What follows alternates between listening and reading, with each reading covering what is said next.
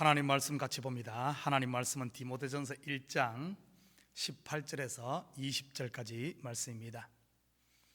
아들 디모데야, 내가 내게 이 교훈으로서 명하노니 전에 너를 지도한 예언을 따라 그것으로 선한 싸움을 싸우며 믿음과 착한 양심을 가지라.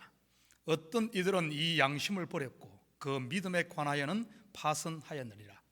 그 가운데 후메네오와 알렉산더가 있으니 내가 사탄에게 내준 것은 그들로 훈계를 받아 신성을 모독하지 못하게 하려 함이라. 아멘.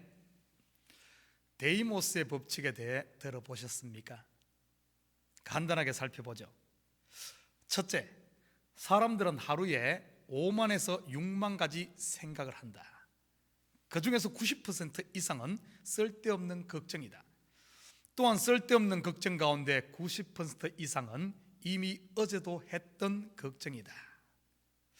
둘째, 열심히 한 것 같지만 그중 10%만 제대로 한 일이다.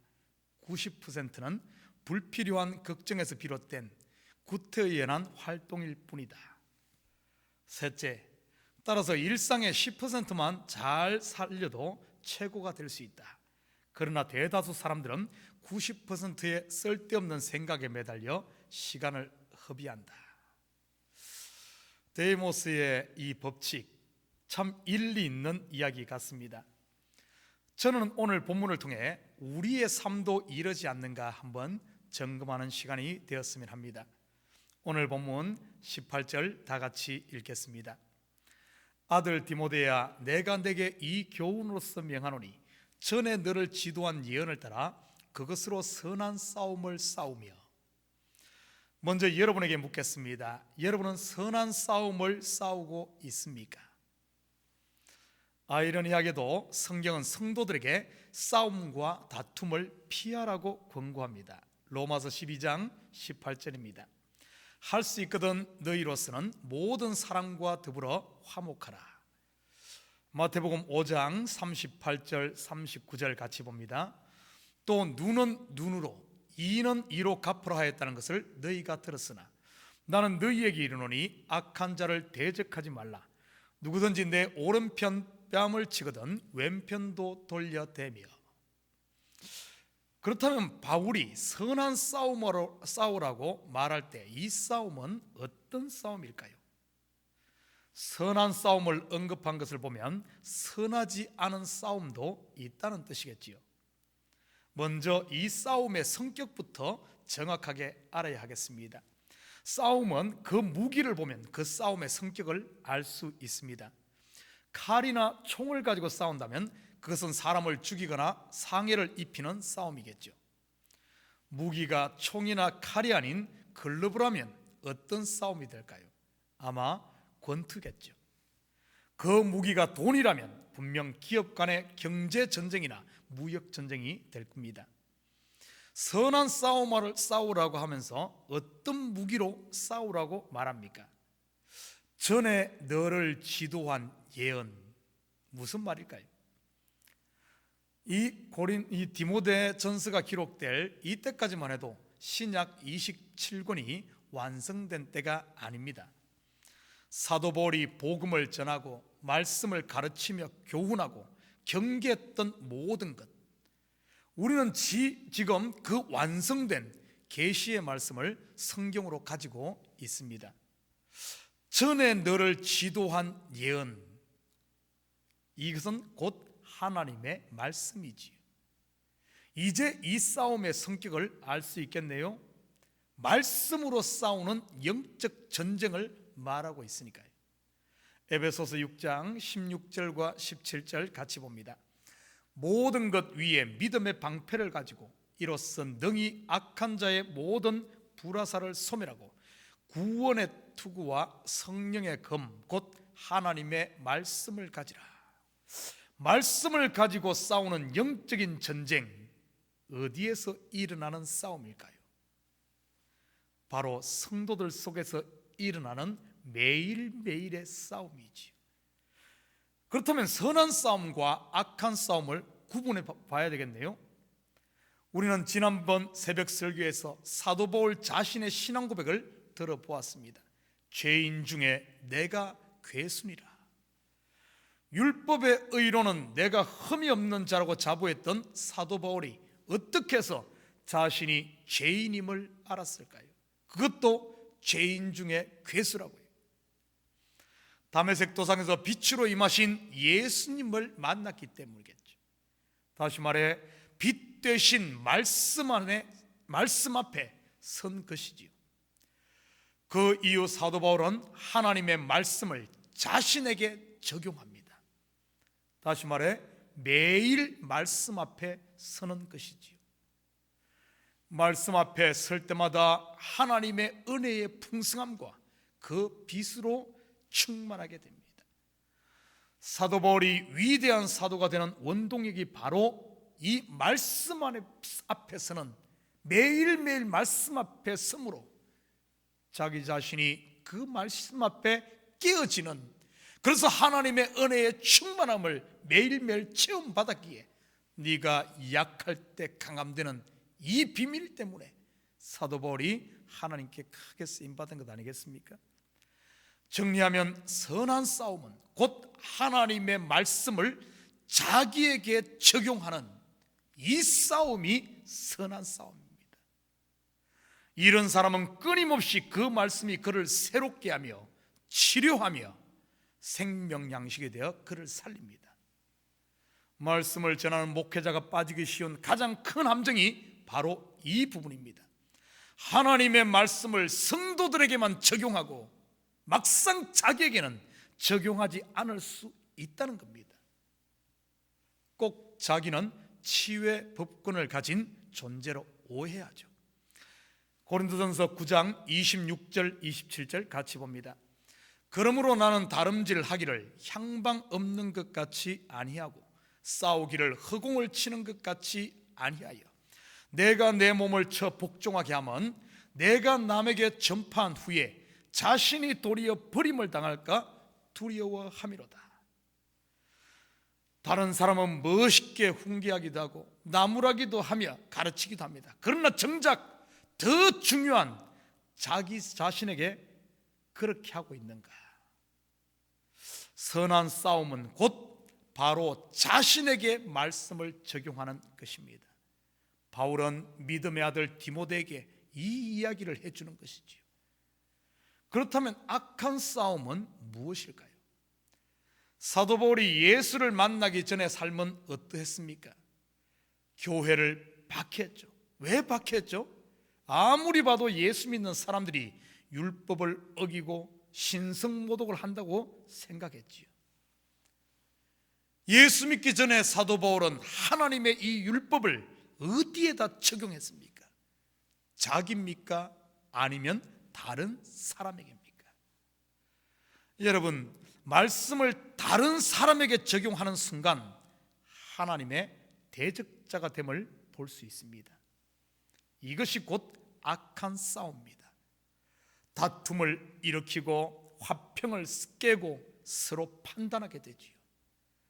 말씀을 다른 사람에게 적용하는 순간 내가 곧 하나님이 되는 겁니다. 내가 재판관이 되죠. 야고보서 4장 11절입니다. 형제들아 서로 비방하지 말라. 형제를 비방하는 자나 형제를 판단하는 자는 곧 율법을 비방하고 율법을 판단하는 것이라. 내가 만일 율법을 판단하면 율법의 준행자가 아니요 재판관이로다. 사랑하는 성도 여러분, 여러분은 지금까지 어떤 싸움을 싸웠습니까? 싸우지 말아야 할 싸움에 휘말려 나의 삶의 90%를 허비하지는 않았나요? 그리고 정작 싸워야 할 싸움은 싸우지 않고 겁쟁이처럼 피하여 숨어 있지는 않았습니까? 아니면 싸우기는 열심히 싸웠는데 그 싸움이 악한 싸움은 아니었습니까? 말씀의 칼자루를 내가 쥐고 저 장로님은 장로가 돼서도 주일 성수도 안 해, 저 권사님은 권사가 돼서도 기도도 안 해, 저 집사님은 11조도 안 해, 봉사도 안 해, 저 성도님은 담배 피워 술 마셔, 예배 시간에 매 졸고 있어. 교회에 오면 은혜를 받아야 하는데 매 눈에 싸움에 거슬리는 사람들 때문에 예배가 안 되지는 않나요?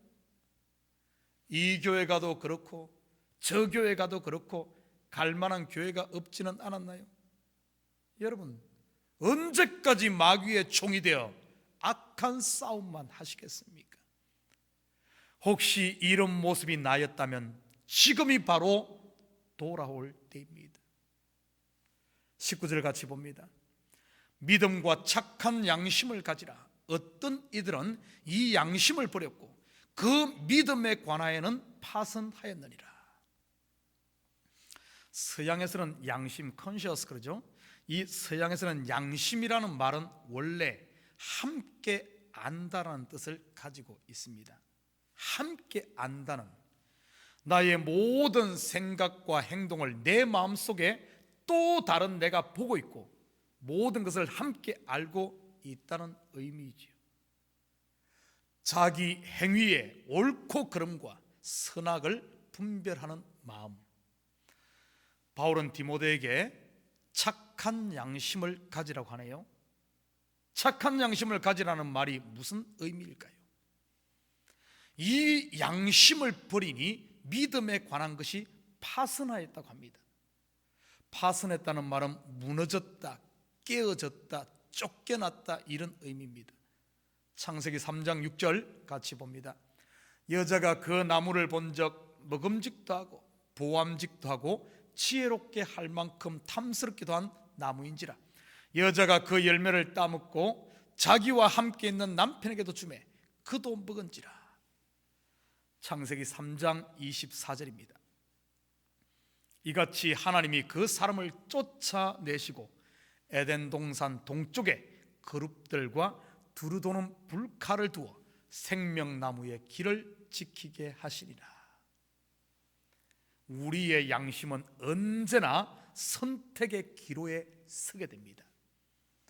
이것을 신학적인 용어를 빌려 쓴다면 자유의지라고도 할 수 있겠죠. 갈라디아서 1장 10절 같이 봅니다. 이제 내가 사람들에게 좋게 하랴, 하나님께 좋게 하랴, 사람들에게 기쁨을 구하랴. 내가 지금까지 사람들의 기쁨을 구하였다면 그리스도의 종이 아니니라. 이 말은 조금 깊이 보면 사람들의 인정, 인기를 통해 나를 기쁘게 할 것인가 아니면 하나님을 기쁘시게 할 것인가 하는 의미죠. 하나님의 말씀에 순종할 것인가 아니면 나의 욕망을 따르고 나의 욕망에 순종할 것인가. 양심을 버렸다는 말은 하나님의 말씀에 불순종했다는 뜻이지요. 또한 성령의 감동을 버렸다는 뜻도 되지요. 어떤 일이 일어났을까요? 20절 같이 봅니다. 그 가운데 후메네오와 알렉산더가 있으니 내가 사탄에게 내준 것은 그들로 훈계를 받아 신성을 모독하지 못하게 하려 함이라. 양심을 버리고 말씀을 버리고 성령의 감동을 버리니 사탄의 종노릇하지요. 하나님의 군사가 사탄의 그냥 종이 되는 겁니다. 하와가 그랬고 가인이 그랬고 사울 왕이 그러지 않았습니까? 사랑하는 성도 여러분, 우리는 선한 싸움에 부름받은 하나님의 군사임을 잊지 마시기 바랍니다.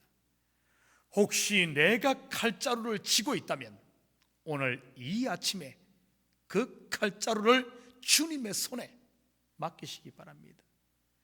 그리고 온전히 그분을 신뢰하고 말씀에 순종하는 삶을 통해 순풍의 돛담배처럼 은혜와 감사가 넘치는 오늘 하루도 복된 날이 되기를 주님의 이름으로 부탁드립니다. 기도드리십시다. 사랑의 아버지 하나님, 참으로 감사를 드립니다. 매일매일 삶 가운데 우리 속에서 있는 이 선한 싸움, 주님은 이 선한 싸움 싸우라고 우리를 주님의 군사로 불렀는데 선한 싸움은 싸우지 않고 악한 싸움에 휘말려 살고 있지는 않습니까? 매일매일 내 속에 일어나는 유혹과 미혹과 욕심과 탐욕, 다시 한 번 더 십자가 앞에 나를 내려놓음으로 말미암아 주님이 주시는 참된 평강과 자유함을 맛봐야 됨에도 불구하고 그 앞에서 미혹되어 매일매일 먹음직도 하고 아버지한 보암직도 한 그래야 갈등하고 있지는 않습니까? 그러면서 아버지 하나님, 참으로 아버지는 선한 싸움 싸워야 될 우리가 다른 사람을 지탄하고 판단하고 비난하며 나를 숨기고 있지는 않은지 우리 자신을 돌아보게 하시고, 아버지는 우리 속에 주신 하나님의 거룩한 성령으로 말미암아 아버지는 양심을 버리는 자가 아니라 하나님 말씀에 순종하여 양심을 따라 살아감으로 말미암아 매일매일의 삶이 하나님을 기쁘시게 하는 성도의 삶이 되게 우리 주님 도와주시옵소서. 오늘 하루도 우리에게 생명 주시고 복된 날 허락하심을 참으로 감사드립니다.